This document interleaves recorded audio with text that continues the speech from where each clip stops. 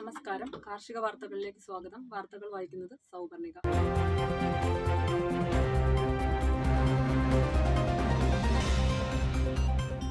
ജൈവ കൃഷി ചെയ്യുന്ന കർഷകർക്ക് അവരുടെ ജൈവ കാർഷിക ഉൽപ്പന്നങ്ങൾക്ക് കൃഷിവകുപ്പ് നിലവിൽ നടപ്പിലാക്കുന്ന NBOP ജൈവ സാക്ഷ്യപ്പെടുത്തലിലൂടെ മികച്ച വിപണി കണ്ടെത്തുകയും അതിലൂടെ കർഷകർക്ക് വരുമാനം വർദ്ധിപ്പിക്കാനും സാധിക്കും.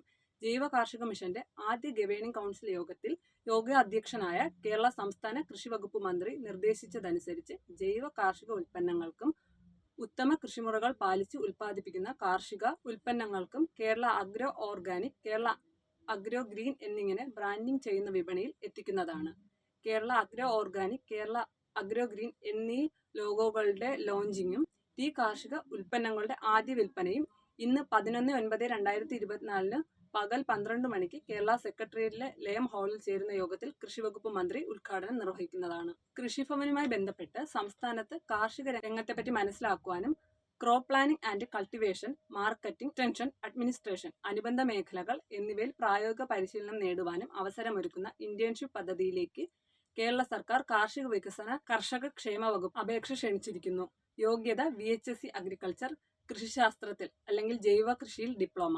പ്രായം 1/8/2024 18 മുതൽ 24 വയസ്സ് വരെ. തിരഞ്ഞെടുക്കപ്പെടുന്നവർക്ക് പ്രതിമാസം 5000 രൂപ പ്രോത്സാഹനമായി നൽകുന്നതാണ്.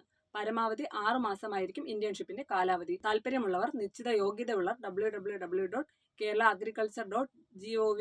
എന്ന വെബ്സൈറ്റിൽ 13/9/2024 വരെ ഓൺലൈനായും നേരിട്ടും അപേക്ഷകൾ സമർപ്പിക്കാവുന്നതാണ്. അപേക്ഷാ ഫോം വെബ്സൈറ്റിൽ നിന്നും ഡൗൺലോഡ് ചെയ്ത് പൂരിപ്പിച്ച് യോഗ്യത തെളിയിക്കുന്ന രേഖകൾ സഹിതം ഇന്റർവ്യൂ വേളയിൽ സമർപ്പിക്കേണ്ടതാണ്. തിരഞ്ഞെടുക്കപ്പെടുന്നവർക്ക് കൃഷിഭവനുകളിലാണ് നിയോഗിക്കപ്പെടുന്നത്. വിജയകരമായി ഇന്റേൺഷിപ്പ് പൂർത്തിയാകുന്നവർക്ക് സർട്ടിഫിക്കറ്റ് നൽകുന്നതായിരിക്കും. പ്രവൃത്തി പരിചയ സാക്ഷ്യപത്രമായി ഇത് ഉപയോഗിക്കാവുന്നതാണെന്ന് തിരുവനന്തപുരം പ്രിൻസിപ്പൽ കൃഷി ഓഫീസർ അറിയിച്ചു.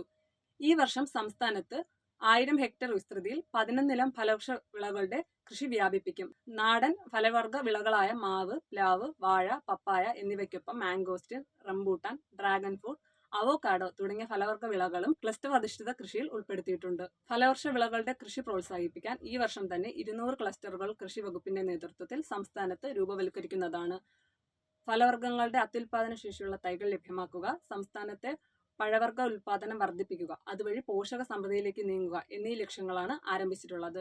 പോഷക സമൃദ്ധി കൈവരിക്കുന്നതിനാവശ്യമായ വിളകളെ ഉൾപ്പെടുത്തി പോഷക തോട്ടങ്ങൾ, കൃഷി ക്ലസ്റ്ററുകൾ, കൂൺ ഗ്രാമങ്ങൾ, മില്ലറ്റ് കഫേ, സംരക്ഷിത കൃഷി, പരമ്പരാഗത കൃഷി ഇനങ്ങളുടെ വ്യാപനം, കൃത്രിത കൃഷി, തരിശുനില കൃഷി തുടങ്ങിയവ വ്യാപിക്കുവാനും ലക്ഷ്യമിട്ടിരിക്കുന്നു.